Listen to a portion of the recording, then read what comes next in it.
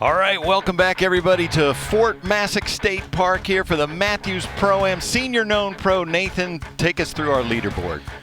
No stranger to the top of the leaderboard. We have Tim Gillingham at 444 with a 14-point lead over Kirk Wilde at 430. Charlie Rogers 4 points behind Kirk at 426. Vinson Grimm right there with him. And Anthony or Tony Clem is at 425. And this should be pretty good for a second place showdown. Second to fill out the podium, definitely there, Nathan. But we are going to get things started now. We're going to bring out our archers. Mike Tyrell, bring them out. Thank you, PJ. Next up, our men's senior known pro class. Our fifth place qualifier is Tony Clem from Colorado, shooting for PSE, gas bowstrings, AAE, bowfinger, Kafaru, and True Ball XL.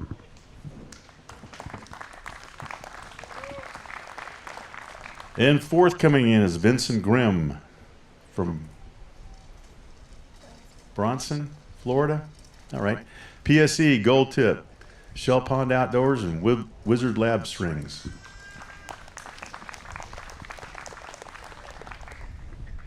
All right, Charlie Rogers in third. Charlie is a shooting pro for his first year, and most of these guys are. In PSE, gold tip, full draw archery, and string perfection.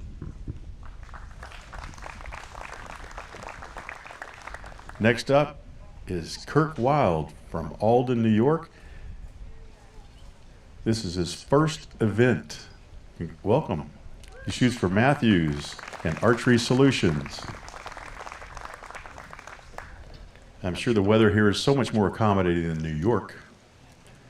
And Tim Gillingham, a relative newcomer to ASA, is from Provo, Utah. He's been shooting for 30 plus years. He shoots for Bowtech, Mad Goat, Gold Tip, Bee Stinger, Hamsky, Black Gold, Feather Vision, Shrewd, and just for the fun of it. And we'll throw it to Mike Terrell to start the activities. Thank you, Mike. All right, Nathan, there's a look at Charlie Rogers. So interesting guy there, Charlie Rogers, former Major League Baseball player.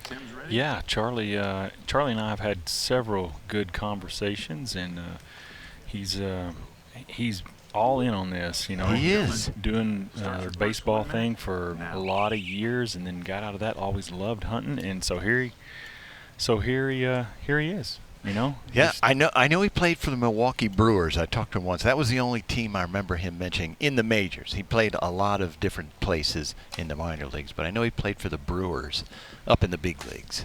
So it's good to see him out there. And, of course, there is the man, Tim Gillingham. Starts off doing what he likes to do, which I think he may have called the upper on that one, so he hit the lower. That's the 40-yard bore is that. So what we're looking at here, Nathan, Kirk Wilde, this is his third ASA shoot ever. His first in the pro class, first this year. Kirk Wilde comes out and finds himself in second place in senior known pro. Yeah, super impressive. I mean, we were talking before the broadcast started here. You know, it's just that simple, right, PJ? I mean, just that simple. If you sat at home watching it on television and finally you say, I think I'm going to go give this a try. Come on out. Yeah, and that's what he did, and here he is. So impressive as can be. Anybody else watching, just come on, give it a try. There's a 10 for Tim Gillingham. Moves him to 454. Yeah, so Kirk Wilde, it's great to see him out here because actually he was very, very ill about a year ago. He said he almost died. Lots of health issues. He got them all fixed.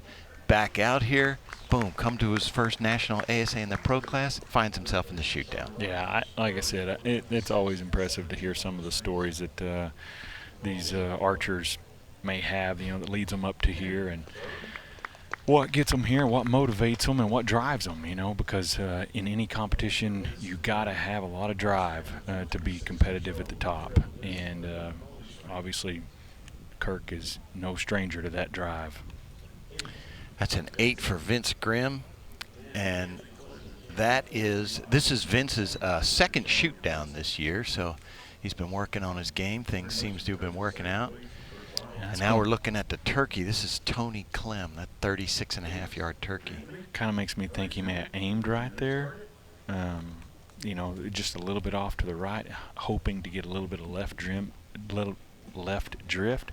Yeah. If he was watching the ladies shoot, that's probably what he was thinking, and so more than likely that's where he was hoping. This is Tony's first shoot down, Charlie's first shoot down, Kirk's first shoot down. So 3 of our 5, first time they've ever been out here.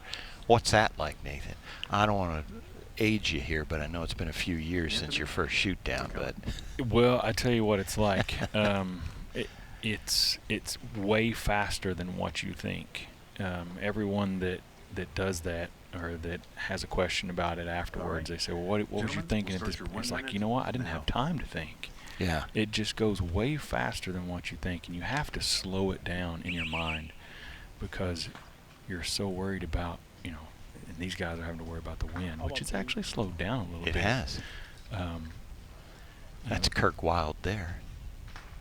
You're worried about obviously executing good shots, and then you're constantly looking, oh, he smoked that one. Inside out. If he was shooting at the lower. I can't see where he's.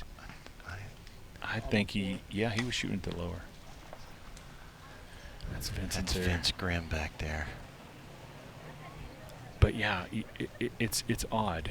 Like I said, you think it moves faster, or you think it moves slower when you're watching it, but when you're in it, it goes fast. So you have to slow it down. Yeah, you got to slow it down to think about it more. And it is a little different with these guys because they're shooting known distance. The majority of my time shooting professionally has been unknown distance in 3D. I did do a 3-year sabbatical there in the known pro division, which was a lot of fun, and I made several shoot-offs. There's our first right. Yep. And No Tim drift. Gillingham of all people. No drift. Yeah. This wind is gonna. It's gonna do some crazy things because what's happening here at PJ is it's been 100 degrees, over 100 degrees. So what these are just, these summer ridiculous pop-up showers. Yep. And I said ridiculous because they may wind up having, 2-inch hail in them. You just never know what you're going to get The during Midwest, the summertime like this. you bet it. You bet that is crazy. That's our first bonus ring from Kirk Wilde. 10 for Charlie Rogers there on the Leopard. That one was 45 yards. Now we're coming back to Vince Grimm on the 36.5-yard turkey. That's going to be a 10. Just left. So we're going to wait for the scoreboard to reshuffle here, but I'm not sure we have changed much. Although Kirk Wilde, I believe, will now be within 10 points of Tim Gillingham. Yep. Yeah. Tim at 462, Kirk 452, Charlie 46, Vincent Grimm 44, and Tony Clem 43. I don't know if you noticed it or not, PJ, and I don't know if we want to get this intimate with our viewers, but you and I are both wearing shorts, and I don't know if you felt that wind start blowing underneath this table, and we haven't felt that this whole time we've been here. So you can tell the wind is changing direction. Yes. Just when Tim figured out the right to left wind, it went left to right. That's right. So there's Tim. We were talking about Page's stabilizer setup. Tim was actually the first pro we've seen do that, and you can see his setup there. He's got that, just move those side rods out. See the wind indicator he's got on the end of his stabilizer bar that's showing the direction the wind's blowing. Tim called upper, and he smoked the upper. So let's talk about this just real quick. One of the differences in what the ladies do and what the guys do is obviously majority of these guys are bigger frame than most women, and so they pull more poundage. Their draw lengths are longer, so they have more power stroke in their bow. So let's talk equipment. In regards to the arrows that they shoot, typically the men's arrows, I would say they probably average 100 grains, if not more, than what the ladies' arrows weigh. Heavier. Yeah, they're heavier. Yeah. So in that wind, this bigger arrow or heavier arrow is a better option. Now, again, we said the wind has slowed down, but I would take weight over skinny arrows any day. Like if you gave me a 450 grain 25 diameter carbon shaft, I would take that over a 320 grain, which is probably what a lot of the ladies' arrows weigh. Yeah. Little arrow shaft. I would just take that weight. Yeah. If For you can drift. think of, like, in extremes, throwing a pencil versus throwing a baseball bat. It's Right. just going to not move as much. There's a 10 for Kirk Wilde. Charlie Rogers on this 12, or on the turkey, he called upper. And I believe he got it. You got it. Yeah. Good shot. 458 for Charlie Rogers. So Charlie, I want to ask him if this is more nerve-wracking than going out on a Major League Baseball field. I have a feeling he might say it is. you know, He's a pretty even-keeled guy. He's hard to rattle. that would be a good conversation. I would almost say that I would almost agree with you. I think he would probably say this is because it's more of a finite thing, and you're trying to Precision. yes, you're trying to control your adrenaline and things like that. When you're throwing a ball, now I've never done it at a major league level. Matter of fact, I barely did it above Little League. All right. Here we go, John. But We're all that ready. being said, Start your 1 minute. you know, that adrenaline is a good thing in that arena. Yeah. Not good here. There's Or- Tony Clem there, and you can see on the left side there holding the umbrella. That's his son, Tanner. He also shoots out here in the known pro divisions. Father-son team there from Colorado. Just over the Just low 12. over. Good Yeah. shot there for Tony. I think he'd actually called the upper. Vince Grimm's going to have a close one. That is very close on He's that antelope. also called an upper, so Oh, that'll be okay. a 10. Charlie Rogers takes an 8 on the boar. That's the 40-yard boar. So Charlie actually just started shooting that bow that he's got, and obviously it agrees with him. That's a PSE Dominator Duo, I think, that he's shooting. Okay. And he's shooting it really well. 10 for Vince Grimm. Moves him to 464.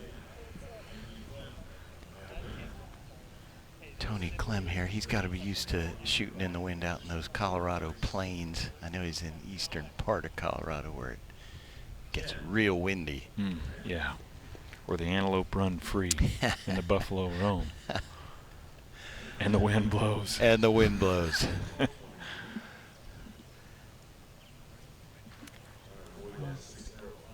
There he goes. Tim. I asked Tim how he was feeling heading into this, knowing that there was wind, and he said, well, I just like having a 14-point lead. Yeah. He said, I just got to go out there and not do anything stupid. Yeah.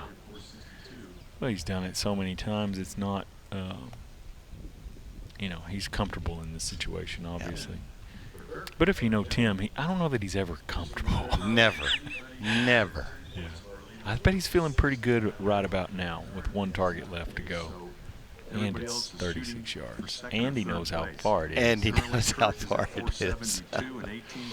Tim was a big advocate for this senior known pro class. This is its first year, which is why we're seeing a lot of new faces.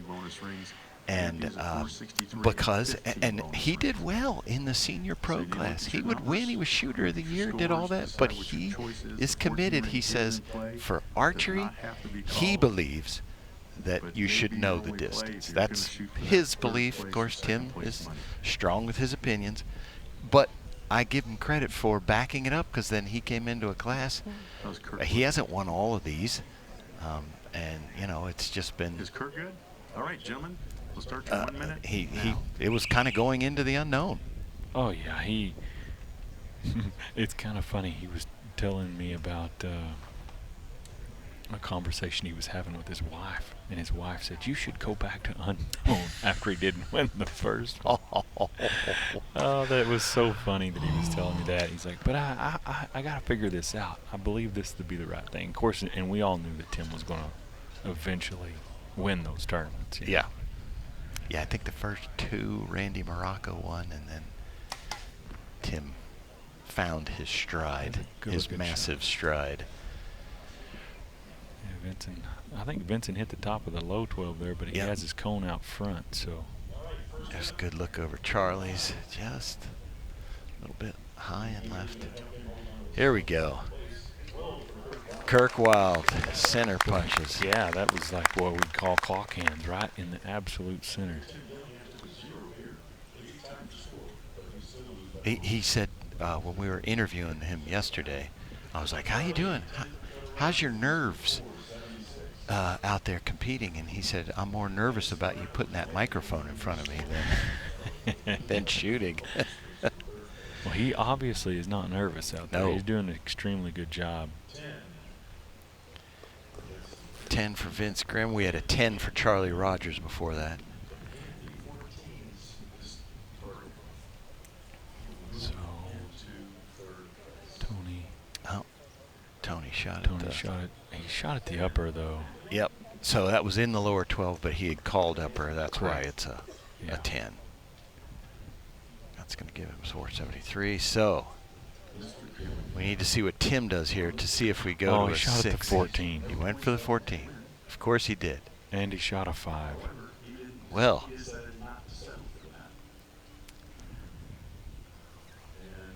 he shot a 5. a 5. So, Oh my goodness. But it's not over. we still got now Kirk Wilde is within 10 points. That's right. So we have a 6th arrow here. He only has a 5-point lead now. Between Kirk and Tim. Let's just say Kirk that is Kirk only steps 5 up here points and shoots a behind now. 14. And That means Tim has to have a 10 or better to win. Yeah. Fun, kids. And in the win, You anything never know. can happen. You never know. So what this means is Charlie Rogers is going to finish in 3rd place. Congrats to Charlie. Yes, on the congratulations. podium finish. Tim, His we first had shootdown. plenty of Vince extra Grimm time is going to to be get in from the 4th Thank at you, Tim. We 474, appreciate and that. Tony Clem in 5th nice to the at Cam people. 473.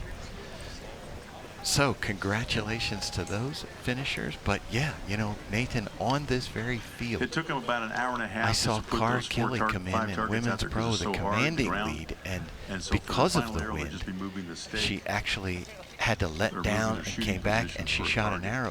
It was either too late We or won't she give him missed any the time target. to I know judge. she took a He'll shoot 0 immediately. because of the wind. Yes. It's called a So- speed round. Tim Anything takes a can 0 here. That's Anything can happen in this win, and let's not just count out the fact that anything can happen just in general. right. One of the things that happens very occasionally, and probably not to somebody like Tim that is over the top on his equipment, as most, because he really is just always about his equipment, on top of it. But let's just say you have a knock that's cracked, and Right. you don't know it, And and you you don't know. pull that arrow, and you shoot it, and that knock is Kirk will cracked, be shooting and first. it actually can dry fire the He's bow. currently We've seen 5 that on points the ranges behind. numerous times. He I pretty mean, much knows exactly what like I he said, needs to anything do. can happen. And that is the kneecap Not 10. everything's after not he shoots. likely, but anything can happen. So what happened here, Nathan, is Scott Parrott, our shooting director, has moved the shooting line forward, and we're going to All right, shoot at the Kirk. turkey. This is a friendly So game, we let don't me know when the you're ready. distance. It was 36 and a half, and we've moved up a couple of yards, so we're looking 32-ish, One-ish, two-ish, maybe. yeah. Yeah. We'll All go right, with your we'll start number your since 1 you're the minute pro at now. judging, and I'm not. You know what? The way I judged this weekend, especially today, probably ought to just take your number, PJ. Kirk Wilde will get the first shot here, and he went for it. It's in the right area. All right. Let's see what Kirk's left. Just Tim. left of it for an 8. Good run He at was it, though, gunning for the Kirk. 12 for the 14. He was gunning for that 14. And it's yeah. 8. Yeah, just outside right. there. So Unless he kneecaps Tim right Tim now, just needs to hit the target. all Tim's going to need is a 5 to win. Just hit the target. Tim. Just hit the target, Tim. That's what Kyle is saying. Tim, don't do anything crazy. You already did your crazy thing, Tim, Shoot. by shooting at the 14. But leave it to Tim to go out and style it like that. Mr. I wouldn't be surprised if he shot it to 14. It's not a dangerous shot, quite frankly, on the turkey. But he might just want to get out of there and put it in the middle.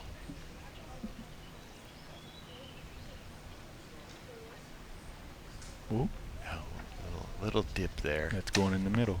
Oh, he did go for it. I knew he would. When he does that, when he does the little dip and he hangs on to the shot and it doesn't get him, that's why He I never said, misses. That's why I said Every before the arrow time. even hit, I said, "Oop, that's in the middle. It's going there." He No doubt. never misses when Such he flinches. such a good shooter. Unbelievable. The flinch is almost the prerequisite that he's going to hit it in the middle. Oh, yeah. Yeah. I've seen it way too many times. Look at him smiling as he walks past. We're going to get a word from Tim here. Fun to watch. Always animated. He just loves archery.